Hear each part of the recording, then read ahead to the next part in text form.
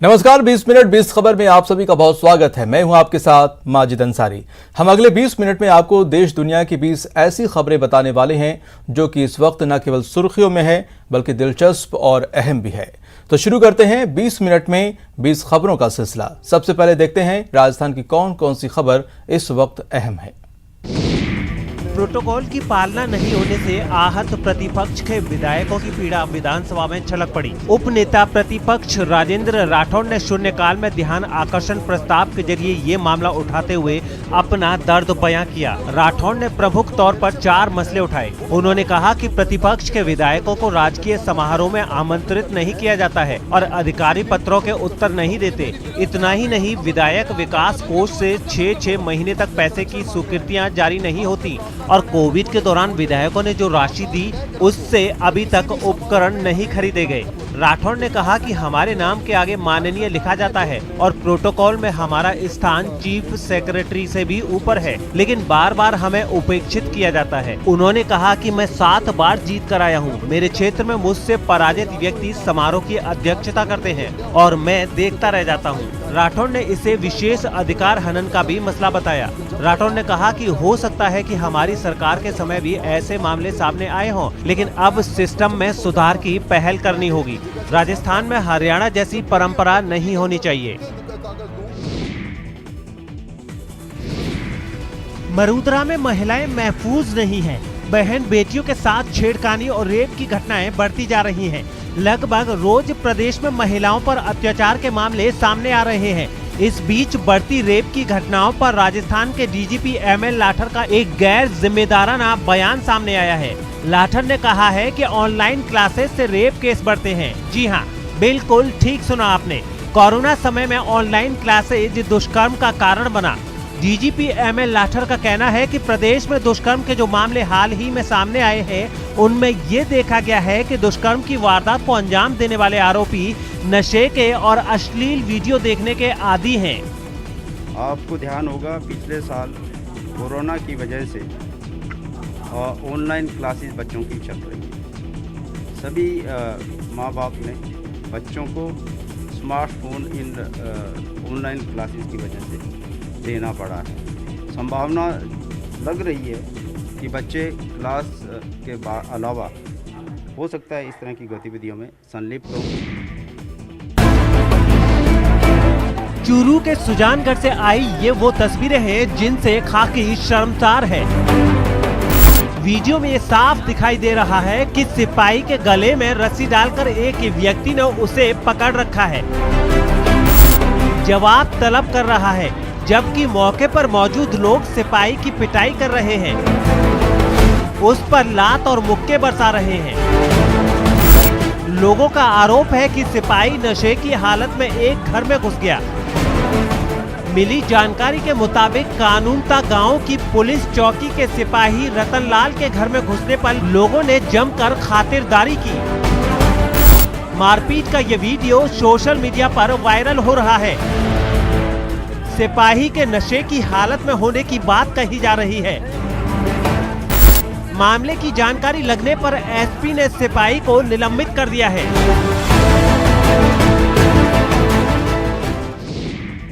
Black car में सचिन तेंदुलकर की पत्नी और बेटी सारा।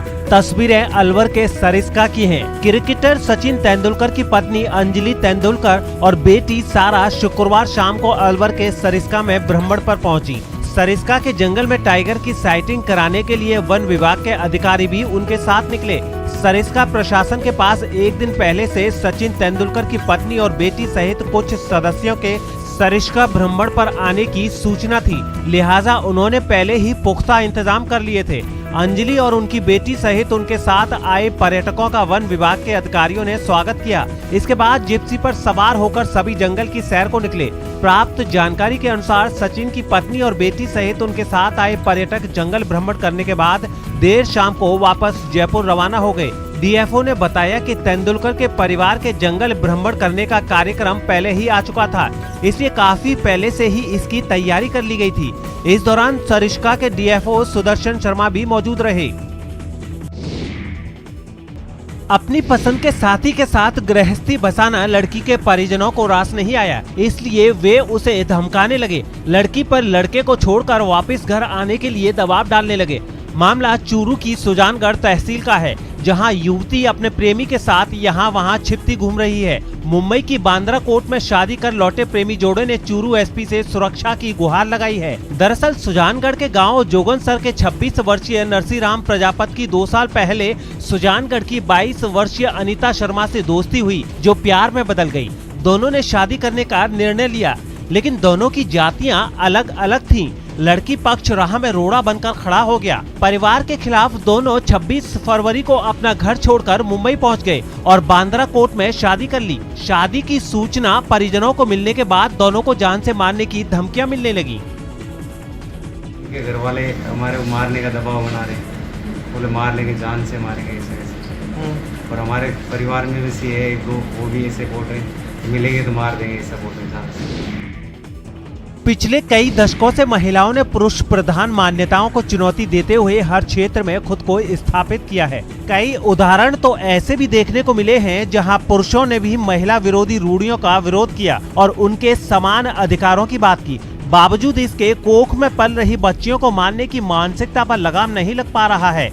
तस्वीरें श्री गंगानगर की हैं। बेटी बचाओ बेटी पढ़ाओ अभियान के तहत मनाए जा रहे जन जागरूकता सप्ताह के तहत शुक्रवार को CMHO कार्यालय में मीडिया वर्कशॉप का आयोजन किया गया। वर्कशॉप में कोख में पल रही बेटियों को बचाने के लिए हर किसी को अपनी जिम्मेदारी निभाने और आम जन से मुखबिर बनकर कोख के कातिलों की सूचना देने की अपील की गई, ताकि डिकॉय ऑपरेशन के जरिए ऐसे लोगों पर अंकुश लगाया जा सके। मीडिया कार्यशाला में पिछले कुछ सालों में लिंग अनुपात में हुए सुधार के बारे में चर्चा की गई और इसे और बेहतर करने पर जोर दिया गया।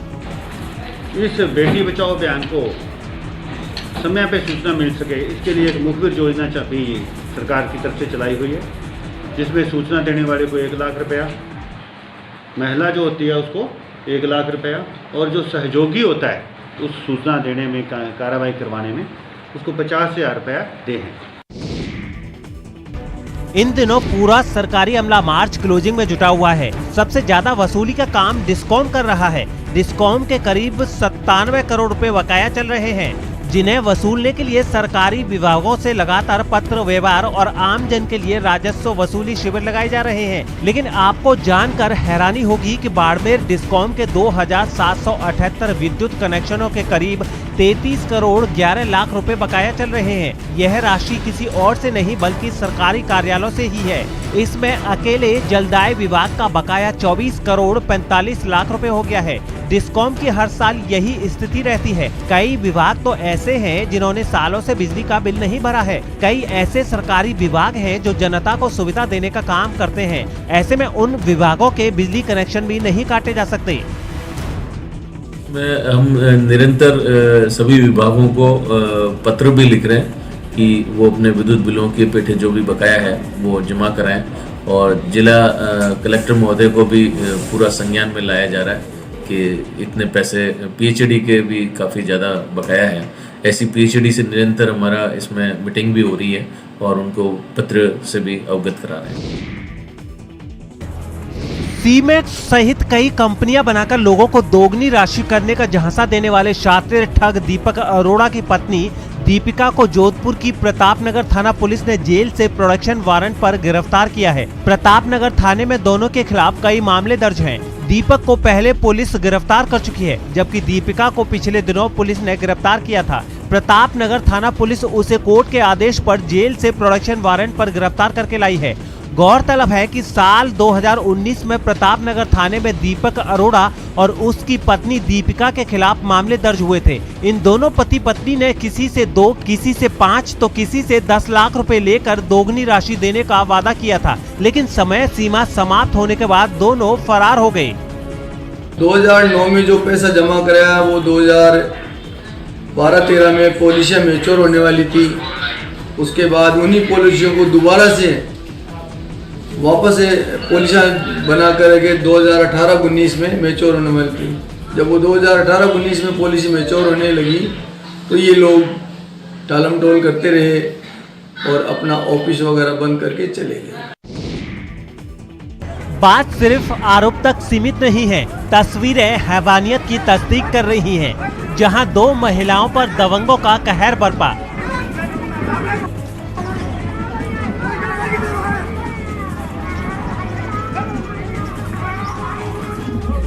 रोंगटे खड़े कर देने वाली ये तस्वीरें पाली से आई हैं। रोहट उपखंड क्षेत्र के सिराड़ा गांव में 2 पक्षों में चल रहा भूखंड विवाद शुक्रवार को मारपीट में बदल गया। एक पक्ष के लोगों के साथ मारपीट की रिपोर्ट पर कार्रवाई से खफा दूसरे पक्ष के लोगों ने एक गर्भवती युवती और उसकी मां को घर से बाहर निकालकर लाठियों से बेरहमी से पीट दिया। खास बात ये कि सरेआम हुई वारदात को देखने के बाद भी कोई इन दोनों को बचाने नहीं आया। घटना के बाद दोनों को पाली के बांगड़ अस्पताल में भर्ती कराया गया। वीडियो वायरल होने के बाद पुलिस अधिकारी भी अलर्ट हुए और मौके पर पहुंचकर घायल महिलाओं के बयान लिए। रंगों का त्योहार होली, उमंगों का उत्सव वसंतोत्सव। फागो उत्सव आते ही लोग अलग अलग रंगों में रंगने के लिए तैयार हो जाते हैं।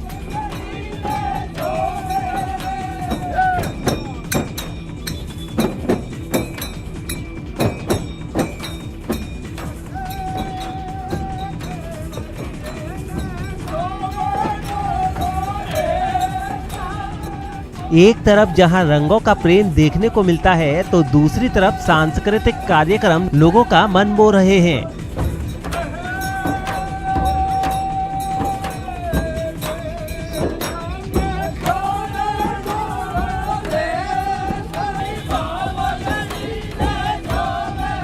बीकानेर में भी होली का रंग अब धीरे धीरे परवान चढ़ने लगा है। चंग की थाप पर थिरकते कलाकार लोगों को बरबस ही अपनी ओर खींच रहे हैं।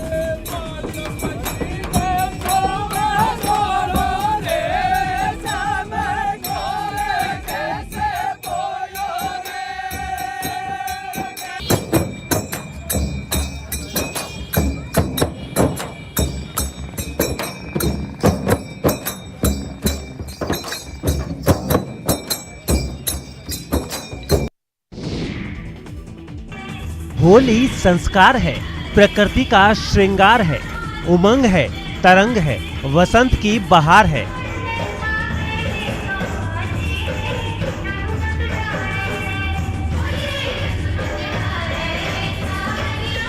मन रंग लो जी, आज तन रंग लो।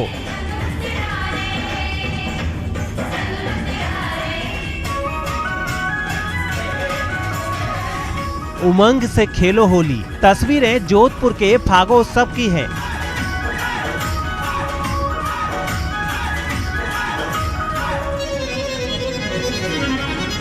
यहाँ सोशल डिस्टेंसिंग की पालना के साथ त्योहार मनाया जा रहा है।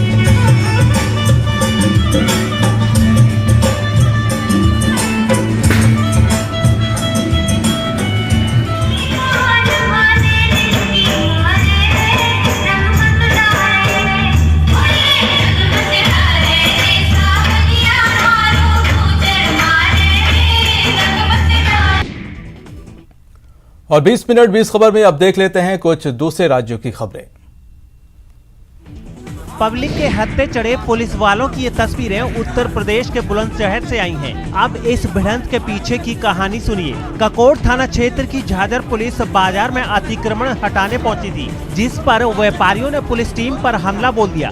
पुलिस टीम ने भागकर अपनी जान बचाई। मौके पर पहुंची पुलिस फोर्स ने 3 आरोपियों को हिरासत में ले लिया और 7 लोगों के खिलाफ नामजद और 10-15 व्यापारियों के खिलाफ अज्ञात में मुकदमा दर्ज किया। मिली जानकारी के मुताबिक गुरुवार की देर शाम झाझर पुलिस चौकी पर तैनात सिपाही लोकेंद्र और तेजवीर गश्त पर थे। सिपाहियों ने व्यापारियों से दुकान के आगे रखे सामान को हटाने के लिए कहा। आरोप है कि झाझर के मुख्य बाजार वाली गली पर लाला दी हट्टी फास्ट फूड की दुकान पर कुछ व्यापारियों ने पुलिस कर्मियों के साथ बदसलूकी की। दुकान मालिक हंसराज ने पड़ोसी दुकानदारों को शोर मचाकर बुला लिया, जिस पर कुछ लोग हाथों में लाठी डंडे, हलवाई के कलछा और पलटा लेकर मौके पर पहुंचे और पुलिस कर्मियों पर हमला बोल दिया। सूचना पर पहुंचे चौकी इंचार्ज अंकित चौहान ने व्यापारियों को चेतावनी भी दी, लेकिन वो नहीं माने और टीम को दौड़ा दिया। इससे चौकी इंचार्ज सहित 2 सिपाही मामूली रूप से घायल हो गए। हमले का वीडियो सोशल मीडिया पर तेजी से वायरल हो रहा है। बहरहाल अंकित चौहान की तहरीर पर 7 लोगों को नामजद और 10-15 अज्ञात हमलावरों के खिलाफ मुकदमा दर्ज कराया गया है।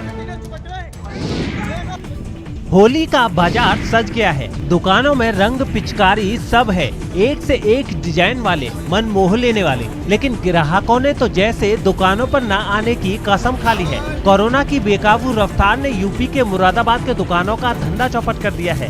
कई दुकानदारों को लागत डूबने का डर भी सता रहा है। 10 दिन पहले तो बहुत बढ़िया काम चल रहा था, लेकिन इस दौरान जब से लॉकडाउन की खबरें आने लगी हैं, अखबार होने लगी है, उस दौरान जो हमारे नीचे के व्यापारी हैं उन लोगों ने लागत लगाना कम कर दिया है। गौरतलब है कि देश में कोरोना संक्रमण की रफ्तार ने एक बार फिर लोगों को डरा दिया है। कोरोना के बढ़ते मामलों को देखते हुए सरकार एक्शन में है। कोरोना के भीषण प्रकोप को देखते हुए मध्य प्रदेश, पंजाब, महाराष्ट्र में कई शहरों में 31 मार्च तक स्कूल कॉलेज बंद हैं। ऐसे में हालात सुधारने के लिए फुल लॉकडाउन लगाने की भी चर्चा जोर पकड़ने लगी है। रामेश्वरम के रामनाथपुरम में पंगुनी उथिराम उत्सव की हर्षोल्लास से शुरुआत हो गई, जो अप्रैल के दूसरे सप्ताह तक चलेगा। यह शुभ दिन आदि शक्ति यानी देवी पार्वती को बहुत प्रिय है। इस दिन हिमवान की बेटी ने पूरे धूमधाम और उत्साह के साथ भगवान शिव से शादी की थी।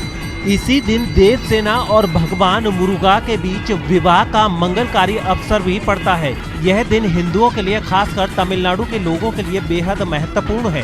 यह उत्सव केरल, कर्नाटक और आंध्र प्रदेश में भी मनाया जाता है। पंगुनी उथिराम के उत्सव के दौरान भक्त भारी संख्या में भगवान मुरुगन के मंदिरों में प्रवेश करते हैं। इसके अतिरिक्त कल्याण व्रत अर्थात फाल्गुनी पूर्णिमा को भारत के उत्तरी हिस्सों में होली के रूप में विशेष रूप से ब्रज, वृंदावन, मथुरा और बरसाना में मनाया जाता है। एक कोशिश कश्मीर की लोक कला को सहेजने की, उससे नौजवानों को रूबरू कराने की। बांड पाथेर या बांड पाथर कश्मीर की मशहूर लोक कला है, जो सदियों से कश्मीर के बाशिंदों का मनोरंजन करती आई है। जब प्रिंट मीडिया और इलेक्ट्रॉनिक मीडिया का चलन नहीं था, तब भांड पाथेर कश्मीरी समाज में सामाजिक, राजनीतिक और धार्मिक संदेश प्रसारित करने का अनोखा तरीका हुआ करता था। व्यंग्यात्मक लहजे में पेश की जाने वाली कश्मीर की लोक कला भांड पाथेर राजनीतिक प्रतिरोध और ज्वलंत मुद्दों को अपने अनोखे अंदाज में उठाती थी। व्यंग और नकल उतारने के लिए इसमें हंसने हंसाने को प्राथमिकता दी जाती है।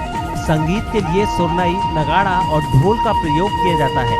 मूलतः भांड कृषक वर्ग के होते हैं, इसलिए इस नाट्य कला पर कृषि संवेदना का गहरा प्रभाव है।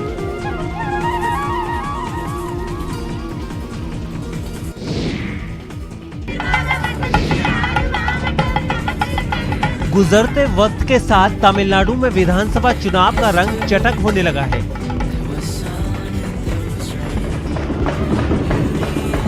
दिलकश रंगोली और परंपरागत नृत्य गीत से मतदाताओं को लुभाने का प्रयास किया जा रहा है। तस्वीरें चेन्नई की हैं, मुलाहिजा फरमाइए। काठ के बैल और काठ के मोर के साथ परंपरागत वाद्य धुनों पर थिरकते कलाकारों को और सुमधुर गायन से मतदाताओं को लुभाती कन्याओं को।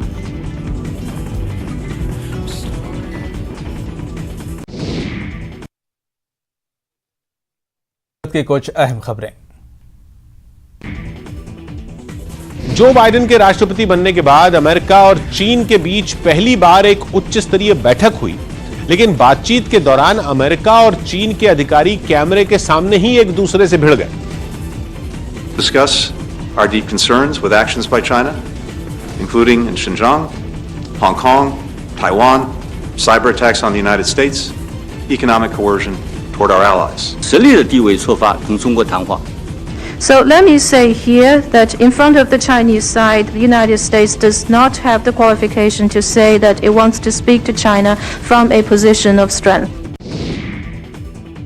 इंग्लैंड के नॉर्थम्बरलैंड से दिल को सुकून पहुंचाने वाली तस्वीरें सामने आईं, जहां समंदर में डूब रहे एक कुत्ते की रेस्क्यू टीम ने जान बचा ली। बताया गया कि वो बेज़बान एक बॉल को पकड़ने के लिए एक नहर में कूद गया और बहते बहते समंदर में पहुंच गया, जिसके बाद रेस्क्यू टीम वहां पहुंची और उसे समंदर से बाहर निकाला। इससे पहले वो लहरों के बीच काफी देर तक छटपटाता रहा। काफी देर तक पानी में रहने की वजह से उसकी हालत भी खराब होने लगी। हालांकि जानकारी मिलते ही रेस्क्यू टीम नाव से उसके पास पहुंच गई और उस बेज़बान की जिंदगी बचा ली। दक्षिण अमेरिकी देश पेरू से चौंका देने वाली तस्वीरें सामने आई, जहां राजधानी लीमा में बस और ट्रक ड्राइवरों की बेमियादी हड़ताल ने लोगों को मीलों पैदल चलने पर मजबूर कर दिया। तेल के दाम और टोल समेत कई तरह के टैक्स कम करने की मांग पर पेरू में ड्राइवर पिछले 4 दिन से हड़ताल पर है और इसके साथ ही वो हाथों में पैम्फलेट लेकर सड़कों पर प्रदर्शन भी करते नजर आए। सरकार उनकी परेशानियों पर गंभीरता दिखाए, इसके लिए उन्होंने सड़कों पर टायर भी जलाए। लेकिन ड्राइवरों की हड़ताल से गुजरते वक्त के साथ साथ लोगों की मुसीबतें भी बढ़ती जा रही हैं। लीमा भर में बसें बंद होने की वजह से लोगों को एक जगह से दूसरी जगह जाने के लिए पैदल चलना पड़ रहा है, लेकिन तमाम परेशानियां झेलने के बावजूद उन्होंने ड्राइवरों की मांगों के साथ सहमति भी जताई।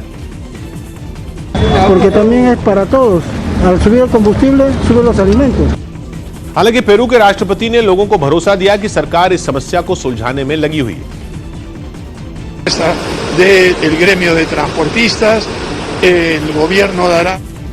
हड़ताल की वजह से लीमा में खाने पीने समेत कई जरूरी चीजों की सप्लाई पूरी तरह ठप हो चुकी है और आने वाले दिनों में वहां इन चीजों की किल्लत हो जाएगी। दक्षिण अमेरिकी देश पेरू भ्रष्टाचार, राजनीतिक संकट और आर्थिक बदहाली के त्रिकोण में पहले से फंसा था। कोरोना महामारी ने वहां बची कुछ कसर भी पूरी कर दी। पेरू में कुछ महीने पहले किसानों और खेत मजदूरों ने हड़ताल की थी, फिर स्वास्थ्य कर्मियों ने मोर्चा खोला और अब वहां के बस और ट्रक मालिकों और ड्राइवरों ने 4 दिन पहले हड़ताल कर दी। अगर पेरू में यह हड़ताल 2-4 दिन में खत्म नहीं हुई तो वहां के शहरों में फल, सब्जी और अनाज की किल्लत भी पैदा हो सकती है, क्योंकि सप्लाई पूरी तरह ठप है। जापान के ओसाका में लंबे इंतजार के बाद निंटेंडो वीडियो गेम्स पर बना थीम पार्क खुल गया, जिनमें लोगों को इतिहास के सबसे ज्यादा बिकने वाले वीडियो गेम सुपर मारियो की दुनिया का अनुभव करने का मौका मिलेगा। यह जापान के मशहूर वीडियो गेम्स निंटेंडो पर बना दुनिया का पहला थीम पार्क है, जिसके खुलते ही वहां सैलानियों का जमावड़ा लगना शुरू हो गया। इस थीम पार्क में सुपर मारियो गेम की थीम को हूबहू रिक्रिएट किया गया। जहां आने पर लोग न सिर्फ खुद को मारियो की दुनिया में पाएंगे, बल्कि वो गेम का हिस्सा भी बन सकेंगे। सुपर मारियो के अलावा भी लोग वहां निंटेंडो की अलग अलग गेम्स की दुनिया का अनुभव कर पाएंगे। वहां पहुंचे सैलानियों ने बताया कि वो लंबे वक्त से इसका इंतजार कर रहे थे और अब वो यहां आकर काफी खुश हैं।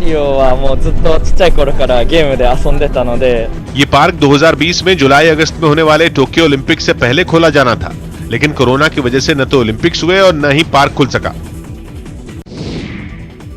और इस बीच बड़ी खबर आ रही है